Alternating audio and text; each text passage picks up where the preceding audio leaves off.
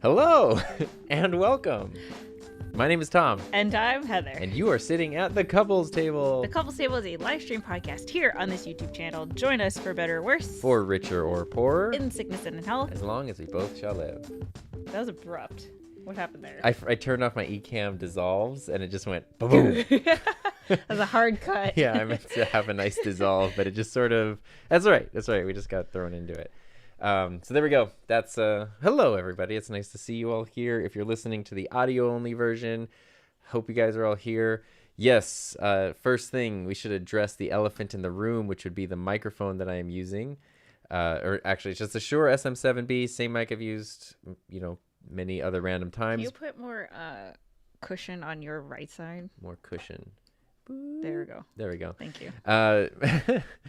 It's the same mic I've used, many times. However, thanks to Doc and Keith, I think it was the first one I saw in the eCam group, they started getting colored pop filters for the SM7B, and I found it. So I'm telling you this in case you're interested. Reporterstore.com, not sponsored or anything. They're over in the UK, I believe, so it's still pretty fast shipping. And they have all different colors. The colors are pretty cool. I got it and I was like, I could probably just spray paint like the existing, like the normal pop filter. But then I realized, probably not a great idea to just be breathing in spray paint. So this does not have an odor or anything. So anyway, it's awesome. It's like the perfect shade of blue. There you go. How are you? I just realized, I can get a purple one because this will fit on that mic. Sorry, that was just an idea I had. Anyway, I'll be placing an order. I thought there was afterwards. a reason why you didn't get the purple one.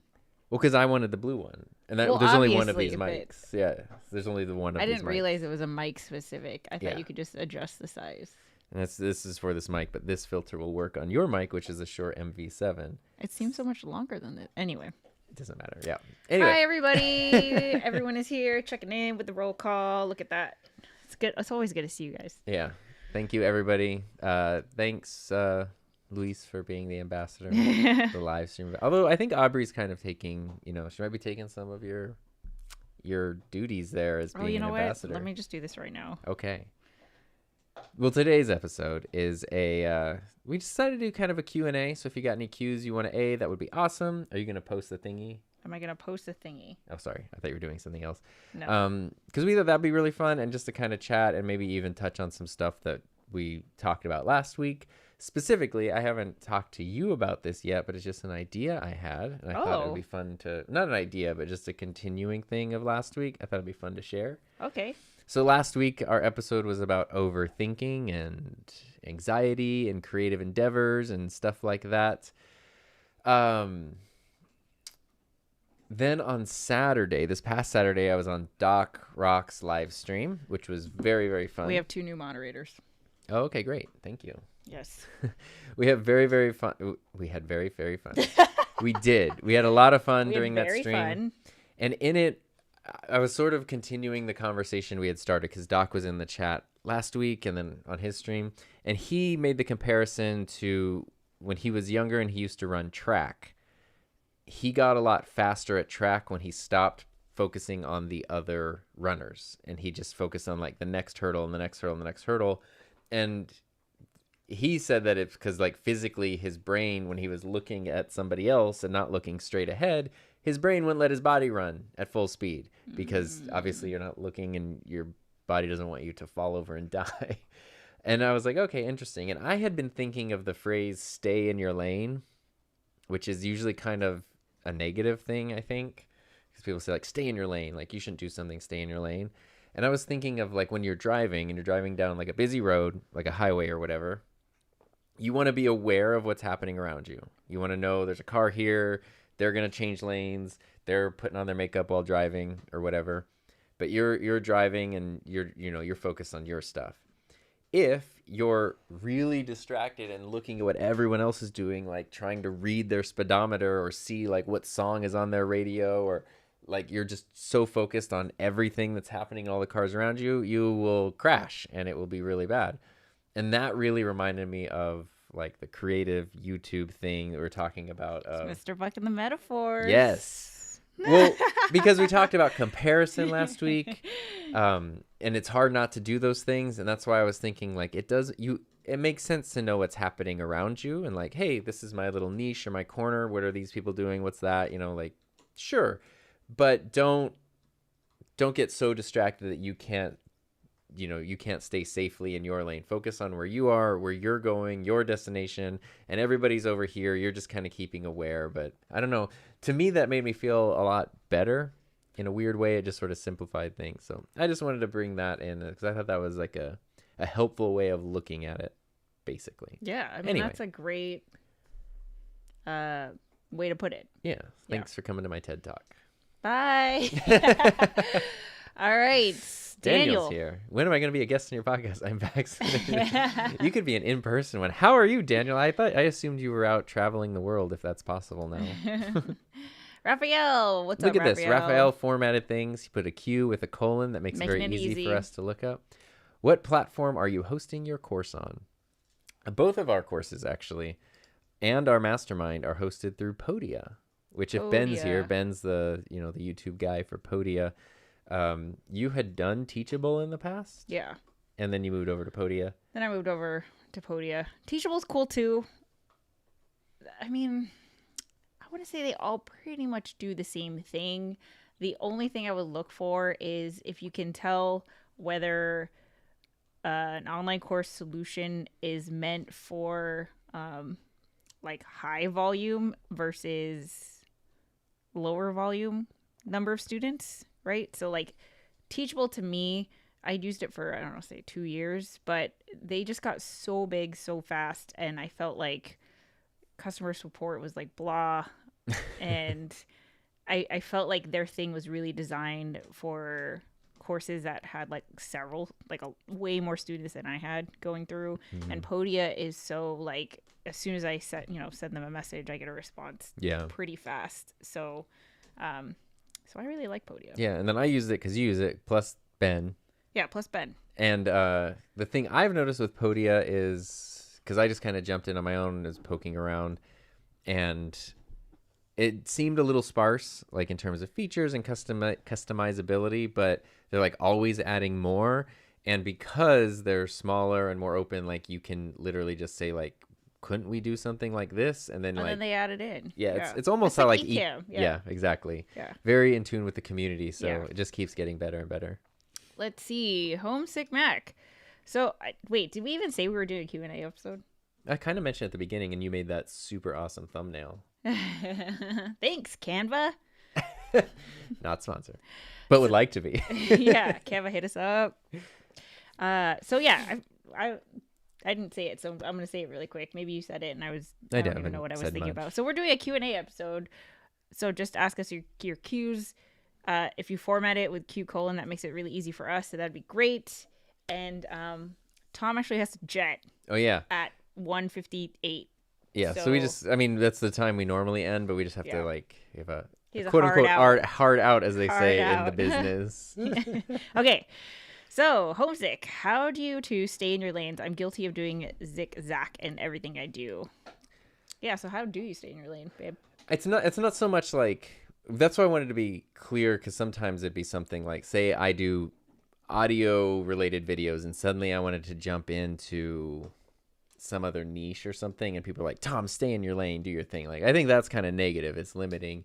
What I'm kind of referring to is you have your own path, and this is what I do, this is how I want to do it, how I'm approaching it. And instead of getting distracted by like, but they started theirs after me and now they're ahead of me and they're doing the same thing, but they're more successful, or they changed. Why did they change? Should I change too? Like, instead of all that, just stay your course. Like, I was trying to think of like what the hand motion would be of like driving a car, to just be like pantomime. Yeah. Well, when you find yourself getting out of, I had a professor in college that would he would say, when you see someone doing something stupid, instead of getting mad at them, like you just need to flush that from your memory. So just take your toilet flusher and like flush it. And he's like, when you see someone, just look at him instead of giving him a finger, just be like, and like make the flushing Well, thing. so here's how I would take that metaphor is you're in your car and you have your destination that you want to go to, and you decided where you want to go.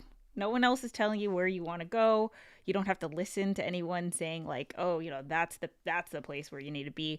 You decide where you want to go, and everyone else is going to their own thing. So if you know that it's not a race and you're not trying to get to the same place that someone else is, then who cares how anyone else is getting there, because you're not even going to the same place anyway. You're just using the same road, the same freeway to get there, but it's like you're all using it differently. Yeah, you're doing your thing. So it's hard to remember that. That's why I like the simple metaphors, because it's like it's just easy to kind of snap you back into it. Yeah.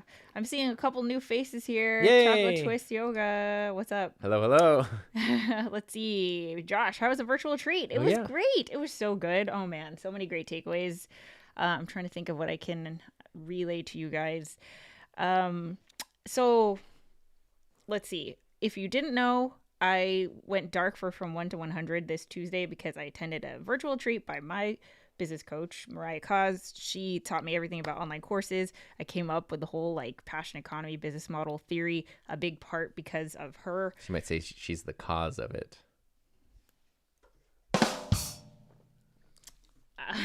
And so she had a virtual retreat specifically about offering a high ticket group coaching program.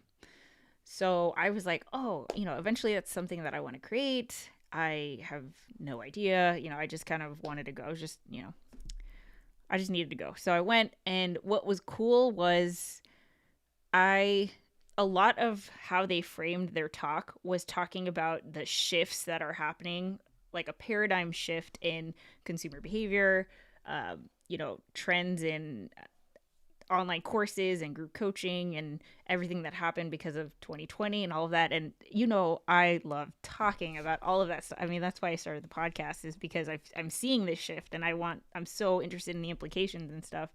But it was very reassuring and exciting to know that they are seeing this on their level, because they deal with a bunch of course creators and their customers, like to a degree that I will never have access to. So it's great to see that. It's great to know that that's what they're seeing. But they emphasize like, okay, there's an old way of selling and this like new way of selling that isn't really new, but it's just like, let's just be humans kind of thing. Whereas before, I think a lot of us have a bad taste in our mouth when we hear the word marketing and sales and like, there's a reason why some of us are very uncomfortable talking about money. It could be a variety of reasons, but I think there are people who, especially in the online world, online scams and like the hustle culture and hustle porn and all of that, and like there's just like so much emphasis on money, and they emphasize this like toxicity around that, and how now people are purpose driven, right? And there is a comfort and not an expectation, but people are okay with turning to the internet to find a resource to help them achieve a goal, even if they have to pay a lot of money for that. And that doesn't mean that you have to prove yourself, right? Like, here's one thing that they emphasized. You do not have to, crunch out all this free content and prove yourself. It's more of like, they're just looking for a solution. And if you can, establish a sense of trust, they don't need to know like what is in your course, how many modules it is, like how many calls there's going to be, or they don't need, that's all like minutia. They just need to know like you get them, you understand them, their goals, they see a potential in themselves, and they trust you to help them get there. That's all it is. And that's like really exciting, because it's so much less of like,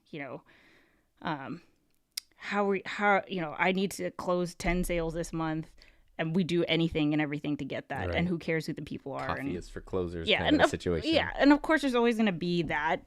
But it just made me really excited to know that people are seeing success with just a genuine, like, I'm passionate about this, and I want to help you get there.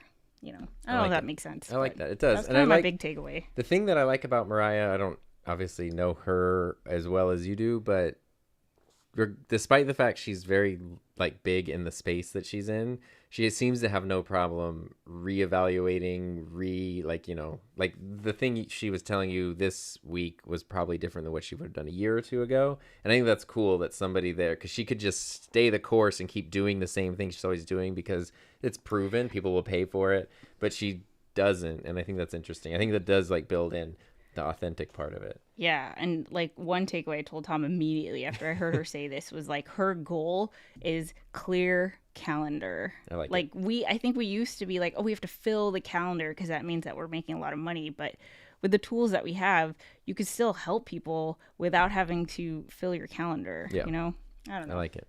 Anyway, we have a follow-up question that's very much related from Kate Johnson, who said, are you ticklish? If so, where and who is more ticklish? Please answer. I have no idea. I mean, I know we're both ticklish, but we don't like tickle You're ticklish each at other. like certain times. I don't even remember the last time We don't tickle. Yeah, we don't. You used to like, but the thing is though, if you tickle me, I also kick a lot, and you will get kicked. Yeah. I flail. I'm a flailer. He's definitely a flailer. Yes. This is why he can't get a pedicure, because he'll 100% kick the lady in the face. Yes. Alicia's Hello. here. Congrats on 70K. Thank you so much. Can't wait to watch the thumbnail photography video. Yes. Yes.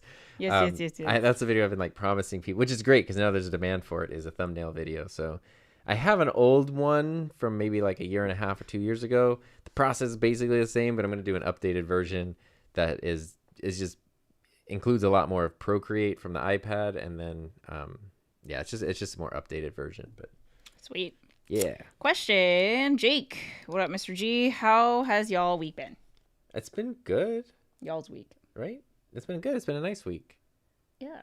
It's been good. We have eaten so much dessert though. So it's been a great week then. We currently have our favorite cake in the whole wide world in the kitchen. Go follow me on Instagram and check out my stories because it's Mystery. all a very good time right now. Kat was here. She said blinders on. That's kind of a good way to put it. Yeah, too. exactly. Just go where you gotta go. Leo, what do you enjoy the most about making a video, and what do you dislike about the process? What do you enjoy the most about making a video? I like making the video, which is stupid, I know, but I'm not being sarcastic. Like setting things up, hitting record, doing the things, getting the shots, like making the video is really fun. And I do really like the editing too. I like the planning, like outlining a video. The ideation is the part I don't really like. Cause it's not just having an idea, but then you want to frame it, especially if it's YouTube, because you could, like based on what Heather just said, you could do something that's just very natural, like microphone review .mov, but that's not going to be probably a successful test. So like, okay, here's my idea. Here's what I want to do. How can I frame that in a way that's going to be interesting and be relevant to my current audience, but also be, interesting to potential audience. And like that whole thing is not my favorite. When you crack it and you like have a great idea, it's very rewarding, but it's like sometimes you're like, I just want to make the video. I don't want to have to think about like, well, what is the thumbnail that's going to, speaking of thumbnails, what's going to like for sure drag everyone in, even though you're like, the video's so good. Like just watch the video. I would agree with that. I'm trying to turn something off because it's been on for too long. It takes a lot of time to think about that. Yeah. Let's see. Dominic, is there any sort of super duper slider thing being used today? Wow, Dominic, you must have watched the video. Yes, the iFootage Shark Slider Nano. And the Nano, is awesome. It's fantastic. Miko got the Passion Economy book in paper format. Nice. Woohoo. Hopefully you enjoy it. Let's see. Ricky, did either of you take any classes on color theory, or do you both just roll with it? With what you personally enjoy, thinking of it, your lively colors across your branding were a big factor in me coming back. Interesting. I don't know diddly about color theory.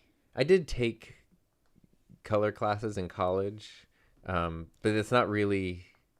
It's not like I consciously thought of it. It's like, I like blue.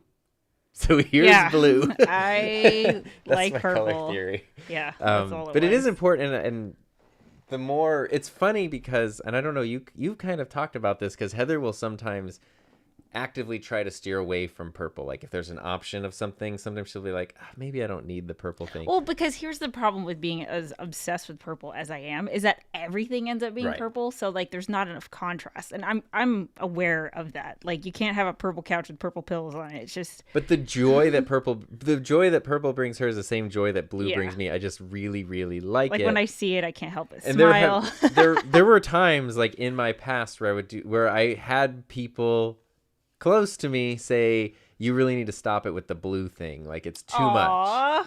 And who said that? We don't need to go into it. And it was actually more than one people, but I was just like, what am I gonna like? I remember Canon came out with point and shoot cameras, like the little digital elves. This was ages ago when people would still buy those all the time, almost like the S100. Isn't that the one you used to do? The S100. The S110. S110.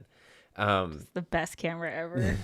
But they came out with one that was like this color, is like this mic pop filter. It was such a cool blue, and then they had like a silver one, and I needed a new little camera at the time, and I was like, oh my god, I'm gonna get that blue one. And I got like so much crap for that because people were like, that's a girl's camera. That's don't know that. This. Tom's car is that blue. Yeah, it's like that color. Electric storm blue. Yeah. And the new version of it is slightly bluer, and I've had the thought, but no, it's not going to happen. Anyway. All right. Lyle, just in case you weren't here at the beginning, reporterstore.com. There you go. It's not sponsored or anything, but yeah. Disney blog, Rob says, selling to doctors, they don't like the word sales and want to use marketing when it really isn't really marketing because it's, in your case, literally sales. Melanie and Kat, clear calendar. Yeah. Clear calendar. Protect the calendar. Because remember, it took me, and I don't know if it took you a long time to learn this. If you look at your calendar and there's nothing in the box for the day, it doesn't mean you have an empty day. Like, see, that's still your whole job, plus then whatever you fill the calendar with. I am not 100% on board with that, though. Well, if you use it as reminders, like... No, like, remember how thrilled I was after my last client call? Yes. I came in here and I was like, oh my God, I love doing coaching calls. Yeah, they're my favorite thing. I like it more than anything. Yes, you want the whole thing. Yeah. So I don't mind. Like, but that's the good thing then. But what about when it's other stuff that you don't want? I don't have other stuff that I don't want. Exactly, but a lot of us do. Yeah, anyway. Homesick Mac knows who Mariah causes. Cool. I feel like a lot of people don't know her because she's not very active on social media, but that's kind of why I like her, because it just shows that you don't have to be like... She's just doing her omnipresent. Thing. Yeah. What's up, Desert Cornhole? Let's see. Yes, it is the same one. That's where I got the idea from. Desert Cornhole asks a good question. After you script a video, how often do things change on the fly, or do you try to stick to what's scripted out? I don't do scripts. I do bullet points. Yeah, me too, for the most part. Yeah. So there's, yeah. Usually that's the case. For me, the part that is scripted is the intro, which is usually like the first 20 seconds or so, because that's where it's like you have to do the hook and set up the video. And in my case, you need to have like one or two jokes in there that aren't super distracting. So it's like the little wordplay, that's where it can make a difference. If you just throw things out of order, it can like kill it. And so that's where I script it. But fortunately, that part's pretty much always a voiceover because there's footage under it. So I can literally read it while doing it. I usually do a few different takes of it, so that way when I'm editing, I can like I will say though, I don't usually change my bullet points on the fly. Yeah. Like the reason why I bullet point is because then I will go on forever. So I have to like kind of box myself in and be like, okay, if we're going to talk about how to improve your videos, we can go on forever, but here are 3 things that you need to know. Yeah. Right. Let's see. To be honest, I'm not blue plaid. Let's see. Oh my gosh, the Canon S110 changed my life. That was when you needed it. You would take your iPod with you, your camera with you, and your phone with you wherever you went, and then they all became one device. I can't even explain to you that. The like if there's like the first one thing in my life, like one tech thing that just revolutionized like that, it's the Canon S110. More so than my iPhone, like. Yeah. Well, maybe the Super Nintendo. But. If you go look at like Heather's videos filmed with the S110, they look great. They sound good. They're super stable. And it's like an old camera. And if you buy I don't know, like, because we even tried, like, Yeah, we tried to buy, like, because they stopped making them, and Yeah. I tried to find. so it was like, the okay, new let's buy one. the new version of that, and it's not the same. So we even went on like eBay and bought like an old used one. Paul, hey you two, do you have a recommendation for a Windows alternative to Procreate? No. Well, I guess the closest thing would be Adobe Sketch, which is like Adobe's drawing app, but it's Procreate's just too good. So This is true, Kat. I have. Well, see, so the way that I approach my calendar is like makeup days and no makeup days. So, like, I need to have at least one no makeup day in the work week where and you say makeup as in like lipstick, eyeliner, not like making up lost time. Yeah, no, like like makeup. Yeah, it's the lashes, because who needs 4K when you got a good pair of lashes? You know what I mean? But it takes forever to put it. Unfortunately, I don't just wake up like this, so. Yes, she does. Aww. Let's see. Tech Audit TV. Hey, I actually made it to a live stream. Yay. What's a video of yours that took off way more than you thought it would, and why do you think it did? That took off way more than you thought it would. Took off. Performed better. Oh, took off that way. Took off. Oh, that's easy. What's yours? The Postmates freaking video. Oh yeah. Yeah, that's filmed in your car. But I mean, yeah. I hate talking about that video because I feel like I've talked about that video till kingdom come at this point. But basically, there's a video where I had to do Postmates to make ends meet for a little bit, probably during my first year of entrepreneurship. And so I made a video about like top 10 tips of having done this for, a month and a half or something at that point. Actually, I don't even think it had been that long. I think it had been only 2 weeks. But it was something that I used the S110 to film. I knew it was going to be 10 tips. I went back into my apartment. I realized I only recorded 9. So I made up a 10th tip, like on the fly, and used my phone to record that one. There's wind. It's like I everything used to not live to at the do. beach. Yeah. So there's just wind, and it's bad. But that video is still, it gets recommended to me pretty regularly. I think I may have enlisted it, or maybe I left it on there. I don't think but it's the enlisted. most popular video on this channel. Yeah. Definitely didn't expect that to go as big as it did, but yeah. Yeah. Mine would probably be the Zoom setup video, which was your idea to do. That was last fall, and that was like such a simple one because it was literally just I had my camera and I was filming like my Zoom setup here, and then the one I had at school, and it was a lot of like I had the microphone pointed backwards, so I was just talking while filming. It sounded like a voiceover. It was like the easiest thing to edit.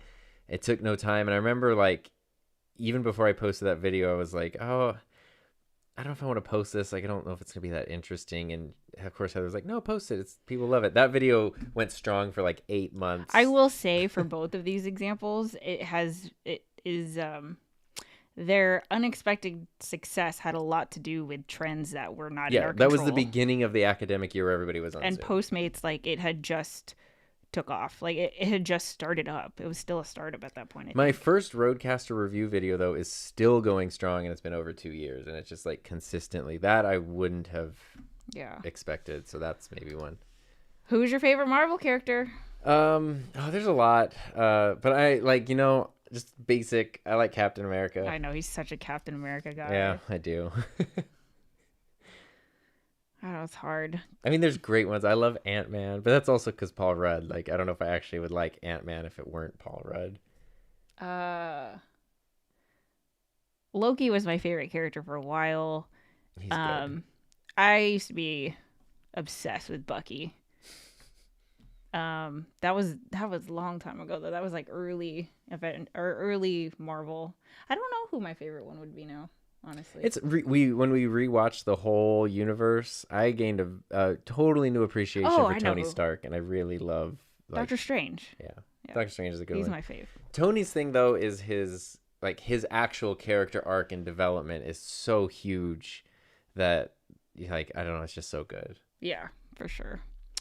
Let's see. From my experience, the more I plan a video, the less I enjoy making it. That's true. I'm honestly just overwhelmed when I already know everything that I still have to do to create the video. Yeah, that's kind of like last week when we were talking about getting up in your head. It's sort of that. Like I had planned out. The video we were talking about last week is the one that came out today, which is just a slightly longer video than normal. But I got so up in my head about planning it out and trying to do this, that, and the other thing that it felt overwhelming, even though it did not need to be. That was my thought. I first wrote script and about to start filming and worried that overthinking is going to jump back into play.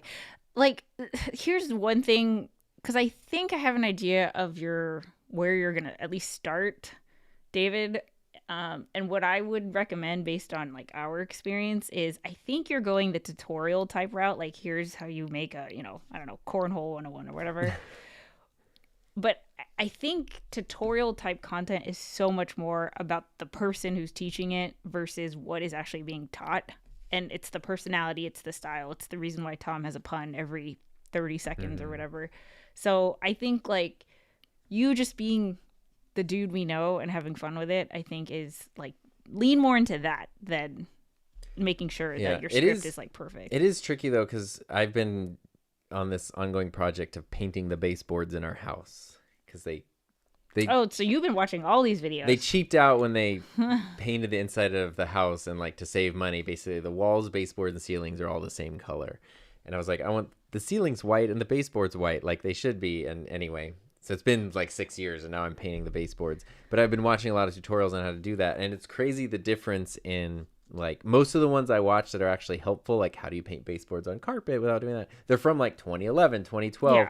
The like worst older possible production quality. The sound is terrible, the lighting is bad, there's no editing, the video has 330,000 views or something because it's the only one. But then you see the video from 2020, and it is the thing where I have to go 2 minutes and 15 seconds into it before they actually start, because it's like here's an intro, here's the talk about the merch. Sorry, I haven't been uploading lately. This is like the whole thing, and I'm like, oh my god. And literally the other video, the whole video is 3 minutes. And it's always like, hi, this is Dave from Dave's Painting, and I'm going to teach you how to do baseboards. First step is you put the thing here, and it's like, all right, Dave, teach me. That's funny. So it's like, that's the sort of the balance of, you want to let your personality shine, but you also want to, especially when you're new and you're doing tutorial content, you want to deliver on what the people actually came there for, because they probably don't know you and they do have a problem that needs to be solved. Yeah. And you sort of trick them into liking you along the way, like, because of the way that you do things. That's the thing, we're like, I really like that. Freaking Rob. All my days are no makeup days since the Mac counter won't sell to me anymore. But the Mac store will. Dun-dun-dun. Kat just got a Rodecaster. Yay! Oh, it did show up. I remember in our stream, she was like, I think it's on its way. I don't have one. And I don't want one, damn it. Yeah, you even went to just straight USB mic, so she's using the Samsung Q9U. Yeah, because you know what? Doc isn't here, but I was showing up in mono on his stream, and we've I think deduced that it was the Focusrite. I think we more deduced that it was Doc running a beta version, perhaps. Oh. Because it happened with someone else on a Focusrite, happened with someone else on not a Focusrite. But your thing was, you're running it in there. You were having a hard time getting the level. When you use just a USB mic, it's just like... Yeah, I like it. And, I get it. I get the need for simplicity. So, like, let's just keep it simple. Let's see. Mikkel, I'm struggling with getting rid of crackling noise pickup on a Shure SM7B and a Go XLR Mini with a good 2-meter cable, but not 1-meter cable. My first thing was going to say that sounds crackling immediately sounds like a cable issue. Yeah. Because I know that much. Yeah. So it's like, and sometimes, I've bought like these cheaper cables. Sometimes you buy brand new ones and they just are bad immediately. So you're like, it's a brand new cable and it's just bad. I've taken some of them apart and resoldered it so that way it's a better connection. But sometimes that's where it is like worth going and buying the like more expensive XLR cable, especially with a mic like the SM7B. Like you already invested quite a bit in that thing. The no Rodecaster crew. Like, to be fair, I use one in my process because we're using it right now. The couples table, is But I don't. Like, Tom has had this for 2 years, and there's never once been a time where I'm like, I wish I had one. Yeah, that's true. Like at this point, if I can't sell her on it, like I don't. There's things that are cool. Nah, there's not for me. Because I'm looking at it as like, okay, it's gonna be on your desk and plugged in and all this stuff, and it's like immediately. I don't try to sell you on it. I don't even try. Yeah, the Stream Deck though. I'm so surprised you love the Stream Deck. I want the 32 key one. I can't believe that I like. Yeah, because it's just That's what you were using until you got the ATEM, and then so I got it. I was using the Stream Deck during my classes. I just had stopped using it to save space on the desk. Oh, and I ran out of ports. Oh. Yeah, but the Stream Deck, I mean, it's great. Scripting now, Tom. Hi, this is a video about how I played the Notion song. You tune to, and no intro, nothing. Literally, yeah. It's just go. Yeah. Jake. Tom, can you speak on the topic of renting gear? You might even be able to make a video about this. Guiding people. Collab with a local camera store. Yeah, renting gear. We don't really have a lot of local camera stores here. We have one, but it's pretty high end and like, you know, they just want to sell you like Leica stuff. But renting gear is great. This is not in any way sponsored because I pay full price. I've used lens rentals. Oh, Doc's here. Many times. And they're great. And I rented the Blackmagic camera from them, and it had a slight technical problem, which I let them know about just because I didn't want to get blamed for it. And I was like, look, it came this way out of the box, like blah, blah, blah. And they were and I was like, it's not affecting anything. I can still use the camera. I just don't want to get blamed for breaking it. And they were, which is probably how my students used to feel when they would come in, like, the camera's scratched. I didn't do it. And they were so cool about, we'll give you a credit and we'll do this and that and the other thing. And I've rented lenses from them, cameras with them. Renting gear is awesome because you get to, you know, you can rent it for, I would say, at least a week. If you just want to test it out, 10 days, you can extend it pretty easily. And you should totally make a video about this. It's a good thing because you get hands-on. You can use the thing. You know, if it's a high-end camera, it's probably going to be $200. So you're like, oh, that's money I could put towards it. Yeah. But if the camera itself is $3,500 and you might not even want it, then that money is worth it. The thing, though, is they have a keep it option. So you get the thing rented to you. And then if you just like really like it, you can keep it. That is never a good deal. It's always like more than it would cost to just buy it new. And it's a used one.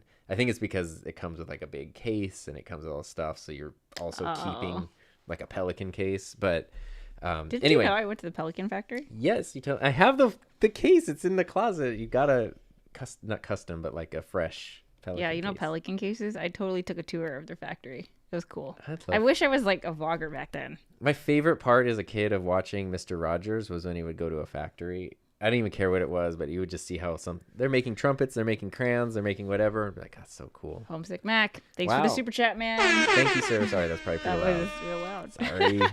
Kat is doing it the right way here. Someone posted this. It's a thing that gets posted regularly, but it's like the worst hacking scene. It's like from one of the NCIS shows, and it's like someone's getting hacked and she's trying to stop them from hacking, and so to solve it, another computer whiz gets on and they both start using the keyboard at the same time, like two people typing on one keyboard. Same keyboard. Yeah, and it's like that's not how this works. Yeah, you can't even like register more than one key at That's a time. what I'm imagining. Kat is like, yeah, like can you imagine both of us typing at once on the like? That is not how keyboards work. Let's see. Doc says he met with a camera rental guy yesterday. Peep the IG. Peep the IG. What's up? Yeah, renting gear though is awesome, especially too. I've rented the probe lens, like the really, trendy probe lens, which is so much fun to use, but it's $1,500 and it's probably not something you're gonna use that often. So like what I did is I kind of had all these ideas and I wrote them down, and once I had a nice stack of them, I rented the lens and just shot all those ideas, sent the lens back, and then for like months afterwards, I kept pulling from the things that I had shot of it. Mr. Roger, behind the scenes segments were the best. They are so good. Everything like I forgot he did that. Oh, that's so it. Good. Tom is Mr. Rogers, the modern edition. I can totally see that. I did a whole bunch of like research stuff on him in college for papers and things, because it's fascinating, because there's no facade. Like, yeah, it was just the guy, and he's just super interesting. And talk about like DIY. Like, he started in television with no experience and would just hand make puppets and figure it out. Right, like, I loved it. Doc Rock, Tom should come in his room and change into a blue flash shirt. Thinking about doing camera lens equipment reviews on my channel, but not sure how to get hands-on equipment. Do tech reviewers typically rent or buy or a given gear, or is there another way? It depends, and it depends on like your size as a channel. I mean, I would say, having seen you do it, you bought most of your stuff. Most of my stuff I bought, and that's what I started was just because like, it was what the do I stuff have? you already have. Yeah, I'm gonna talk about the stuff I have, which is the most authentic way to do it. Then if you want to do new stuff, renting it is great. You can build relationships, and you don't even need massively like huge followings to, reach out to someone at a store like B&H, and they'll do a loaner where they'll send you something for a month and then you send it back. I think that's awesome because you don't have to worry about objectivity. Like, it's not like the company is sending it to you and you feel like you have to say something. Having your ethics statement to say how you handle stuff is important. And some companies will send stuff, like Gerald Undone talks about this, like why people criticize him for being like a Sony channel lately because everything talks about Sony. And he explains that like it's because they have the easiest marketing team to work with. And every time I ask for stuff, Sony's the only company that has their act together to like get me what I need when I need it. Wait, who is this? Gerald. Oh, Gerald. Yeah, but they send it. He says whatever he wants about it and then just sends it back. The thing to not do, though, which some people do, is Don't do this. Buy it, make the video about it, and then return it. I think that's really scummy and shady. Don't do that. Because you're benefiting because you get to make the video, but now you've dinged like the retailer you bought it from and the manufacturer, because when you return stuff, it's obviously bad for the company. That's shady. Don't do that. Do the ATEM Mini and the Stream Deck serve different purposes? Yes. Yes. Obviously, there's, depending on how you're using them, there could be overlap, but the ATEM is a capture card and it can take multiple HDMI sources. The Stream Deck is programmable custom function keys, basically. Yeah, that you can use with anything. Yeah, with tons of different They have a apps, whole not like, even just plug-in streaming. store. Yeah, there's like quite a community. Have you seen the Atomos CAS live switcher attachment for the Ninja V5? I have not. But I used the Ninja at work. I like the Ninja. It's just too expensive. Like your pop filter. There you go. He's got the purple one, and then Keith had the orange pop one. Blue. Yeah. What? Also returning to Amazon has been reported. Oh yeah. Amazon will. This was the thing that just came out this week. They will destroy tens of thousands of brand new TVs and stuff every day that come in from returns. Why? They literally destroy them, and it's not just Amazon. Lots of companies do this. I don't know if you remember. I'm just gonna say this because I don't freaking work there, but I know this. When the Apple Store used to have those big window displays, it used to be a thing. 4 times a year, the Apple Store would redo windows, and it would be a huge thing. There'd be a giant giant TV that looked like a big iPad and a big decorative whatever, and 10 iPhones stacked or whatever. Those were huge things that Apple employees had to set up. And when it was time to take that down, basically you had a brand new TV that had just been up in a window for 2 months and otherwise had never been used. And they couldn't sell it. They couldn't give it away. They couldn't take it. They literally had to destroy it, smash it, make it unusable. Same with phones, same with all that kind of stuff. Keyboards, if it's here's the iMac that's going to be used for display, but we don't need the accessories that come with it. They just have to... they can't sell it to anybody. So they can't sell. They can't even just give it away, because that's what I knew people who were in the management of things. They're like, well, we have a brand new TV. We could do a raffle or an employee holiday party thing or whatever. And it's no, it has to be destroyed, just completely smashed, which obviously I'm not a fan of that. But a lot of companies, retailers and stuff do that for probably some weird legal reason. Dr. Sev says her Brio is on the way. I don't know what a Brio is. What's a Brio? Brio's the fancy webcam. Oh, then an external microphone, then a Stream Deck. She's on her way to the big leagues. That's fun. How exciting. Our local college that provides me with vehicles to teach students on had to crush a Dodge 5. Wow. Actually, this reminds me. So I didn't have Final Cut Pro for a long time. And there was actually a local nonprofit in the city of Long Beach where I used to live that, I don't remember what they were called, but they had almost what is it called? A broadcast video studio thing where they had classes and you could rent equipment. And this is how I found out about them. They had a Final Cut Pro iMac station at the co-working space I was at. And so I made my very first video with Final Cut Pro. It was my first channel trailer, which I'm very proud of, by the way. I still really like that video. But anyway, so if you need, stuff, there might be an organization Local libraries, Yeah. like your local public library, Yeah, they might have can be kind of amazing. They even rent out because they have budgets sometimes for this stuff. They want to provide the resources. So just look around. It's easy to have fun when you've got a library card. What is it? Having fun isn't hard when you've got a library card. That was the actual slogan. Anyway. Oh, guess what I just remembered? I just checked this. Next week is my birthday. Yeah, I know that. Totally forgot. Next Friday. No, but I was like, next week I can do a birthday themed episode. Yay! I don't know. I don't have a birthday. Yeah. Well, my actual birthday is on July 2nd, so it's the Friday. Here it but is. That was the party noise maker. Oh, cool. Doc says, I have signed documents that I can neither confirm nor deny what Tom just Mm-hmm. said. But I think yes, if my color is purple. Yeah, I can neither confirm nor deny that I have heard stories of people who even knew that maybe sometimes there would be big allotments of extra little accessories and things in the dumpsters behind the Apple store, and then would take lots and lots of them because they were brand new things like iPad chargers and keyboards and mice and trackpads, and then use them in like a school setting. I've heard of people doing that. Yeah, exactly. I've heard of it. So, Doc, it was the public access channel. Oh, yeah. And you know what's crazy? Access. So, like, you could, whatever you created with their stuff, you could put it on their public access channel. I was going to put all of my YouTube videos onto their we talked about this. Yeah. I had a dream. That one day. Yeah, not nearly as noble as some other dreams people have had.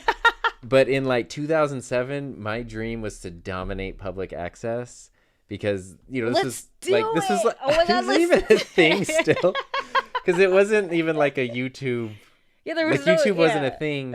And I knew lots of people were trying to be like filmmakers and directors. And I was like, no one cares about public access. But like everyone has access to it because it's public.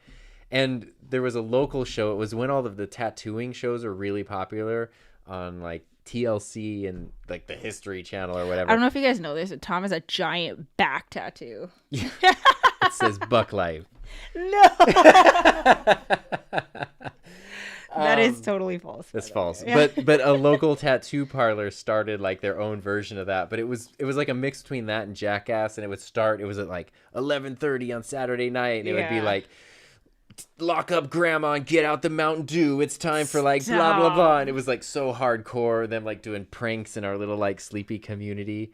And I was like, this is so, I watched it every week, but I was like, this is so not my thing. And it was like, but I could, they have a show. I don't have a show. Like, I'm not making a show every week. Exactly. Yeah. I have a handy cam and iMovie. I could do this. Yeah. Yeah. Heather's getting closer to the big 3-0. Yeah. Well, yeah. Okay. Can you guys tell me why 36 just seems so much older than 35? Also, fun fact, I'm older than Tom. That's true. Don't even. It's only don't even 6 what? months. I don't know. You were trying to do a joke about it. I wasn't a joke. I was just going to say it's okay to be a cougar. Oh my God. Robbing the cradle.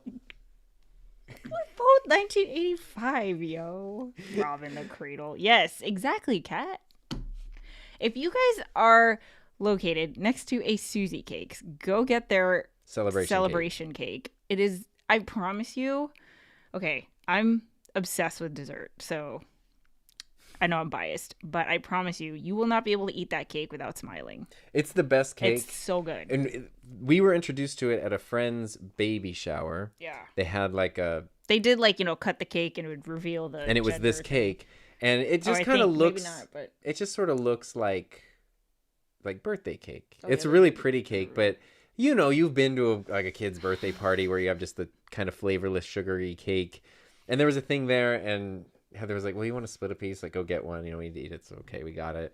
And like literally, as soon as like, it was... you guys know birthday cake. Like, when we think of birthday cake, we think of all the grade school birthdays. It's just plain tasting. Yeah, and it's like, you don't want to be rude, so you have to like eat a piece. Yeah, of course. So we were like, let's just split one. Yeah, and it took one bite and it was like, you might need to go get your own. You said that to me. I might need to go get my own. Like, go get your own. And then one year there was a mix-up, and for Heather's birthday, she ended up with 2 of them. Yeah, because my brother and my friend brought me one because they know how much I love it. Yeah, and oh no, because I had coordinated with your friend, like, hey, could you pick one up? Because I know you live near one. And then my brother got me one. And then because your brother's thoughtful, he was like, I'm just going to bring you one. And you thought it was like this planned thing. I was like, no, this is not planned. You just have 2 full-size cakes now. But we got one yesterday because we happened to be near a store. And we got home and tried it. And Heather was like, I want to see your reaction first. And I was exhausted. I was like tired from the end of the day. And yeah, we've been on the road. What I had said was like, it's the best cake I've ever had. And she was like, how does it compare to all the other things we've been rating? And I was like, it's not even in that chart. Like, it's over here as its own separate thing. And she's like, what? No. Because we thought maybe it wouldn't hold up after we've been trying all these other desserts. Like, maybe it fell down the ranks. We haven't had it in like a year. So I was like, is it as good as we remember? Yes. Yes. Yes, it's the back half. 36, dude. Like 35's like... kind of on the back 9. 36, though? That's late 30s. That's mid 30s, yo. Okay. I mean, I'm solidly at 35. I will still be solidly mid 30s, but at 36, it's kind of like 1 foot out the door. Like, I think I remember my mom being 36. You know what I mean? Yeah, I remember my parents as they were grown ups and they were this like, age, and they knew things. 6 months isn't a cougar. That's just a tomcat, really. Oh God! Yay! Ed Hardy's. I was reading. Could you imagine? Okay, you guys, imagine if Tom had like the craziest back tattoo. He has 0 tattoos. Obviously, I think that's to be expected. I did know somebody who was like, in terms of personality and physical appearance, not that different from me, but did have a full size, had 1 tattoo, and when they got their first tattoo, it was a full size back tattoo of a phoenix, just full. Dude, I wanted a phoenix tattoo one day. But I mean, this was shoulder, like neck to like kidneys. That's the one tattoo. It wasn't like a little design or anything. It was that. It was like, okay, 0 to 60 real quick now. How did Tom Buck finally die? Heather killed him on a live stream after a joke. The Buck life. Hashtag Buck life. Oh man, I could be your father. I mean, you know, babies have babies, you know, like I hit 41, vibrant at 41. I love it. Wow. I know. That's great. There's a thing, you know, I was thinking this, I don't know why recently, but I was thinking of age and how there's some people who, like we were with one of my uncles. Sorry, I want to try to do this YouTube poll real quick. Go ahead. We were with one of my uncles yesterday. Yes. And he's 76. I think he's 76. Yes. And like literally super great shape, super active. Like we were loading heavy stuff into trucks, or he was loading heavy stuff into trucks. He's constantly, that was after he had dug up a pool line that got clogged, and after he had like remodeled a thing, and and that's just how he's been for 76 years. And then there's other people who I know who are like, you know, they hit 50 and they're just like, I'm old. Their whole thing is just like, I'm too old to do this, and I'm old. And it really age for your cage. It really emphasizes the mental part of like, yeah, it is, you know, you get older, your body decays and stuff, but so much of it is mental. Oh, here's the poll. Look at that. Okay. Which one? Cake, donuts. Oh. Boom. There we go. Ask the community. I didn't know you could do those. Okay, cake or donuts? Go. Brownies. I don't think I could pick between cake or donuts. That's a tough one. If I had to pick. You wrote the poll. Donuts are at 100% right. If I had to pick. Yeah. I don't want to pick, but if I had to pick, I would go with cake. Okay. Yeah, I would too. Yeah. I'm 40, but my hair is 60. Interesting. I'd like to know how you pull that off. My 30th birthday was almost 25 years ago. Wow. My 30th birthday was almost... What? I've got so many years to go look forward to. Only 14 years. Like, you're 14? Bailey's only 14. Maybe. Really? I don't know. Wow. I didn't think so. How exciting. Starting my podcast, unless 57. You have 14. Yeah, there we go. Let's see. I've got so many years to go. I'm only 14 years old. That's crazy. Bailey had no idea. That's awesome. Oh, to be young again. I like Peter's response right here. My mind is 30. My body has a different... Yeah. I mean, we could do a whole episode on the human body and age. Let's see. Donuts are harder to screw up. I've had bad donuts. Oh my gosh, we had a really bad donut that one time. Don't get donuts at the gas station. But unless it's 7-Eleven, because 7-Eleven's like pink Simpsons-y donut is awesome. It's so good. But so like, you know what okay, so it's not dessert, but like I love pancakes. Yeah. I love pancakes. I just have a thing for sweets. I love sweet things, and I know you have to go. So I do. That's why you love me. I didn't realize it was so late. Everything is also better fried. So this is just something that we all have to know. That's true. Facts. Hashtag. Okay, so are you allowed to tell people what's happening? I think so. I got invited to an Elgato media event. He's cool. Like the Stream Deck people. With the press. Yeah, and I don't know why. I've never gotten invited to one, but it starts in 2 minutes, so I gotta go to that. He's gotta go. Virtually. I miss IHOP. What do you mean you miss it? Yeah, go to it. It's still there. That out of all of quarantine, Tom and I ate out once, and it was like when the restaurants opened for like a second and then they closed again. Yeah, it was IHOP. We went to IHOP, and it was so good. IHOP. I am under the opinion that if IHOP were called like Ricky's Hipster Pancake House or whatever, the line would be out the door. But because it's IHOP, everyone's like 2 stars. No, it wouldn't be called Ricky's Hipster Blah-de-da. It would be I called didn't mean like Ricky, but you know what I mean. If it were like the Rustic Waffle Shack or whatever. Pancake Pavilion. I don't know. No. Like, I can't do this. I'm not as clever. Yeah, pun cakes. Yeah, pun cakes. Yeah, it'd be like, I don't know. Tom. Anyway. Okay, bye. Yeah, go to IHOP. Happy birthday, everybody. Yeah. Hi, everybody. It was great hanging out. If you have suggestions for what we could do for the birthday episode, also, we don't have to make it about me. So you deserve to be in the spotlight. No, I know, but like... I know, she says. No, that's not what I meant. Ricky says I second Ricky's Hipster Pancake. All right, guys, time to clear the table. All right, see you guys later. Bye. Have a good weekend.